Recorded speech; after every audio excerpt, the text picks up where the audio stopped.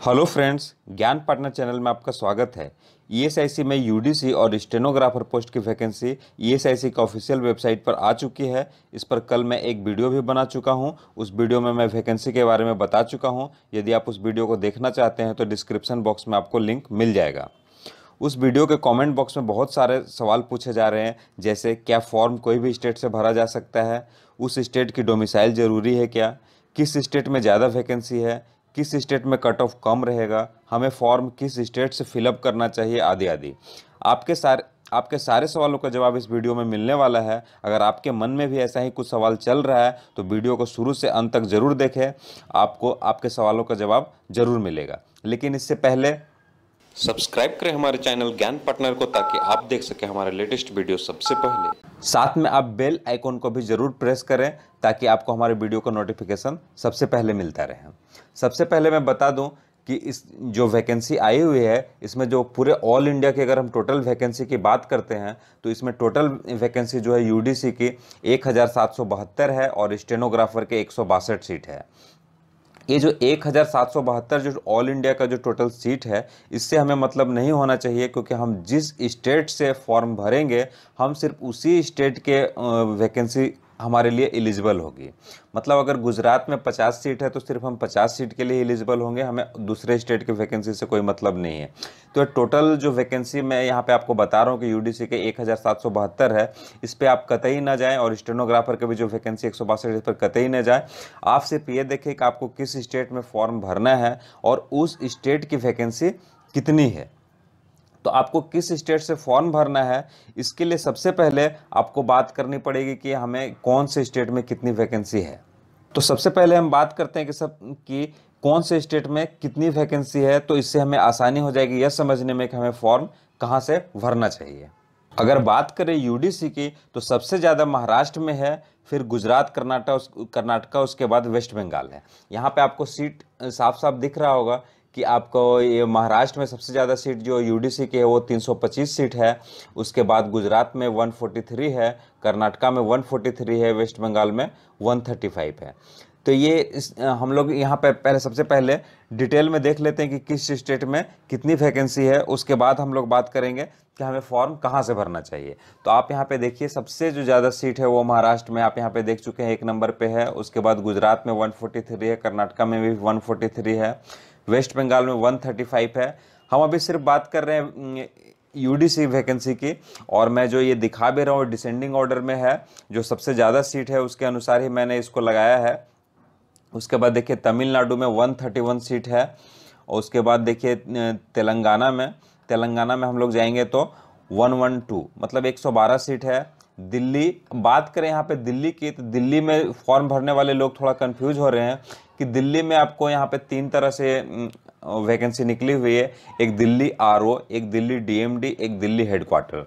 तो आपको बता दें कि दिल्ली में ईएसआईसी की 3 ऑफिस चलती है। एक दिल्ली रीजनल ऑफिस है, एक दिल्ली डीएमडी मेडिकल के ऑफिस है और हॉस्पिटल वगैरह है, और एक दिल्ली में हेडक्वार्टर है। तो ये तीनों वैकेंसी अलग अलग निकलती है। अगर आप आरओ के लिए भरेंगे तो वहाँ पे आरओ का जो ऑफिस है उसमें आपको पोस्टिंग मिलेगी। डीएमडी में आप भरते हैं तो आपको डीएमडी में पोस्टिंग मिलेगी, और अगर आप हेडक्वार्टर वाले फॉर्म भरते हैं तो आपको हेडक्वार्टर में पोस्टिंग मिलेगी। तीनों की वैकेंसी अलग अलग है, लेकिन हाँ ये जरूर है कि आपको तीनों जो है पोस्टिंग आपको दिल्ली में ही मिलेगी।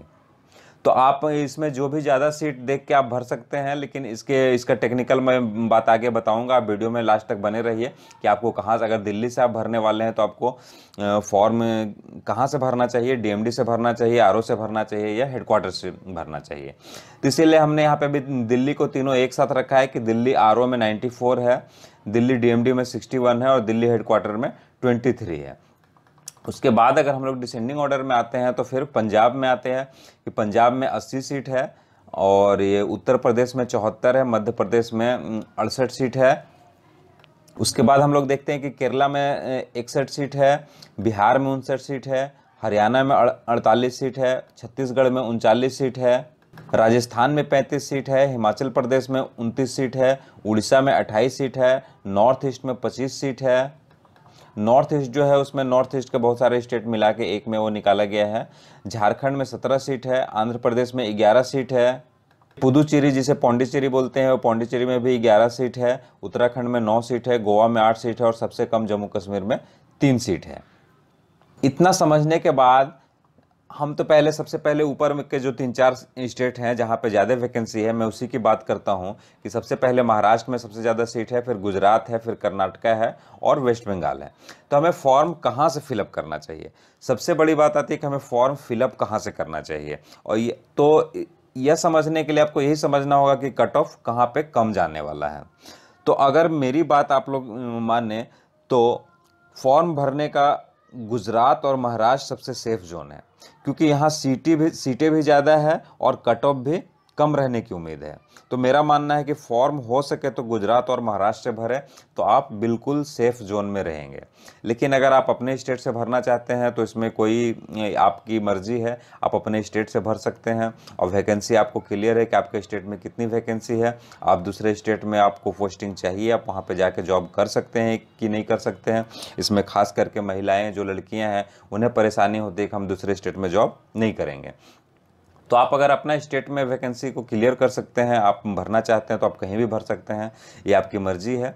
लेकिन अगर आप कट ऑफ की बात करें तो मेरा मानना है कि महाराष्ट्र और गुजरात में कट ऑफ कम जाने वाला है। उसके बाद आप देखते हैं, अगर आप बिहार झारखंड के रहने वाले हैं तो बिहार झारखंड में भर सकते हैं। आपके नज़दीक उड़ीसा है, वेस्ट बंगाल है, वहाँ भी काफ़ी सीटें, आप वहाँ से भी भर सकते हैं। तो ये आप खुद अंदाज़ा लगा सकते हैं, लेकिन मेरा मानना है कि महाराष्ट्र और गुजरात में सबसे कम कट ऑफ जाने वाला है।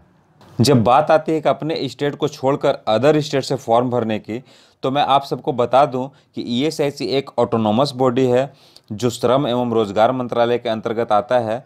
मतलब यदि आप भारतीय हैं तो किसी भी स्टेट से फॉर्म भर सकते हैं, इसमें कोई डोमिसाइल की ज़रूरत नहीं है। आप किसी भी राज्य के रहने वाले हैं तो आप कोई भी स्टेट चूज करके कहीं से भी फॉर्म भर सकते हैं, इसमें किसी को कोई आपत्ति नहीं होगी।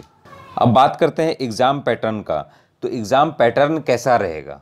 यूडीसी के लिए तीन फेज़ में एग्ज़ाम होगा। फेज़ 1 में 1 घंटे का एग्ज़ाम होगा जिसमें 100 क्वेश्चन होंगे, प्रत्येक क्वेश्चन 2 मार्क्स का होगा, मतलब कुल 200 अंक का परीक्षा होगा और ये 1 घंटे इसमें समय रहेगा। और इस 1 घंटे में आपको क्या करना है, तो general intelligence and reasoning 25 question रहेगा 50 मार्क का, जनरल अवेयरनेस 25 क्वेश्चन रहेगा 50 मार्क का, क्वांटिटेटिव एप्टीट्यूड 25 क्वेश्चन रहेगा 50 मार्क का, इंग्लिश कम्प्रिहेंशन 25 क्वेश्चन 50 मार्क का। टोटल क्वेश्चन हो गए 100 और टोटल मैक्सिमम जो मार्क्स हो गए आपके वो 200। मतलब 200 नंबर के क्वेश्चन होंगे और 100 क्वेश्चन होंगे। 1 घंटे में आपको सारा करना है।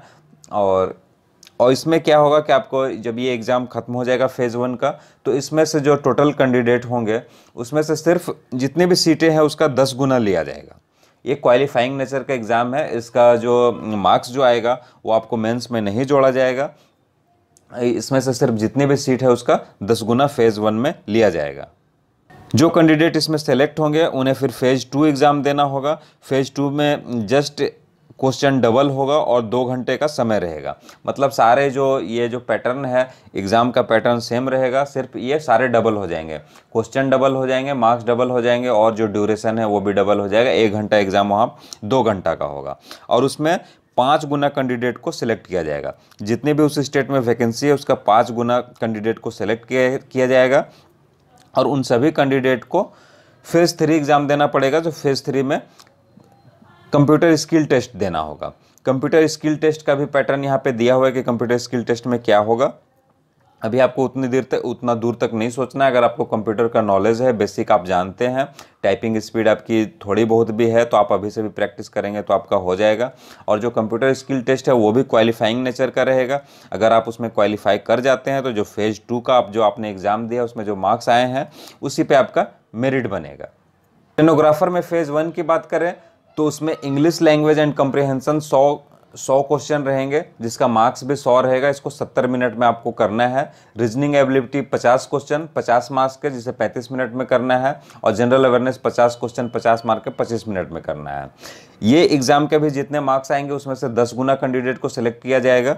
मतलब कि जितनी भी वैकेंसी रहेगी आपके स्टेट में उसके 10 गुना कैंडिडेट को सिलेक्ट किया जाएगा और उन सभी जो कैंडिडेट जो क्वालिफाई करेंगे उन्हें फिर फेज़ 2 एग्ज़ाम देना पड़ेगा जो कंप्यूटर स्किल टेस्ट और स्टेनोग्राफी टेस्ट होगा। इसका डिटेल भी आपको वेबसाइट में मिल जाएगा कि आपको कैसे एग्ज़ाम देना है स्टेनोग्राफर का।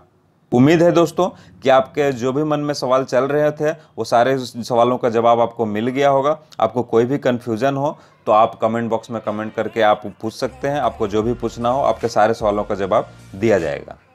अगर आपको ये वीडियो अच्छा लगा तो आप इसे लाइक करें, दोस्तों में शेयर करें। धन्यवाद।